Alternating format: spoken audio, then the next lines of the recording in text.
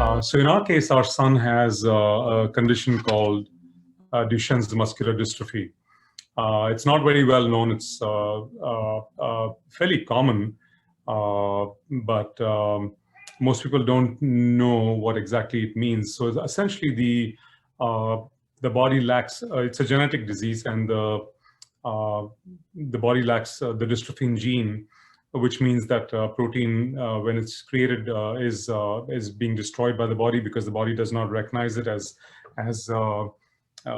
natural, and as a result, the muscle wastes away over the life, and it's a degenerative disease that results in early death. But as we found out, it's been for us in our case, it's been about 17 years ago. And clearly, when we first found out, it was devastating. I think the issue with regards to understanding the illness and learning about that came fairly quickly because the medical profession, the Muscular Dystrophy Association, all of them came together to share that with us. But from a caregiver perspective, I think it's something that has been an eye-opening journey for us. I think there were multiple aspects to it. One is obviously physical. And I think the COVID situation obviously is relevant over here because about a year ago when COVID struck, we decided we couldn't afford to take the risk of having a home care aide come in and help us, which we used to get for a little while. So at this point in time, we have pretty much taken care of his need. Our son is now 23, and so, all his bathing, getting him out of bed, putting him in his wheelchair, all that stuff has to be done by us. We obviously don't go out much because it's better to be safe. But we're all vaccinated, and hopefully everyone will be sooner or later, and we'll get through this.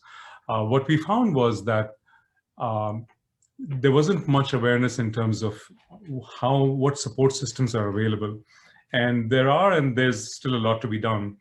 We found support that came to us without us looking for it, thankfully. And it's probably relevant to our county and the area we live in. But through the school, we found out about the IEP and the 504 program, which allowed him to get some special accommodations at school.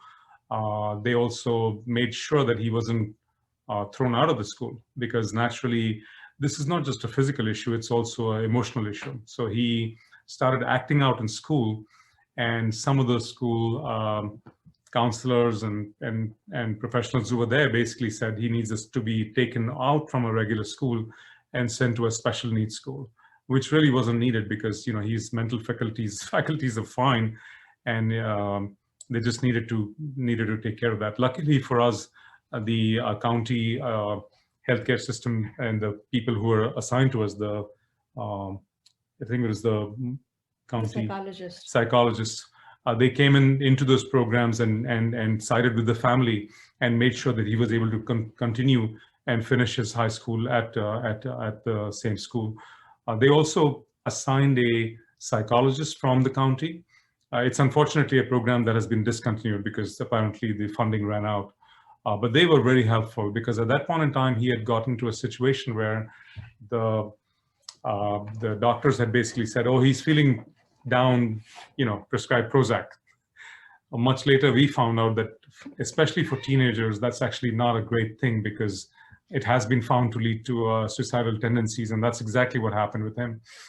He started cutting, and then eventually ended up in, we had to call the doctors. I mean, we had to call the emergency, and they took him to a hospital and kept him there for 7 days under observation.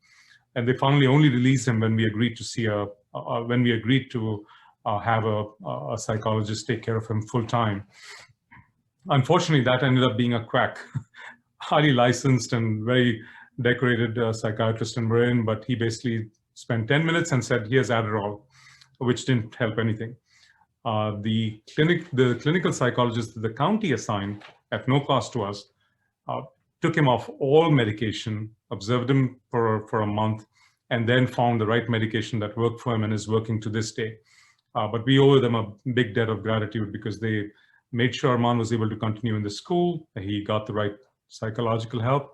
But these were things that we just didn't know.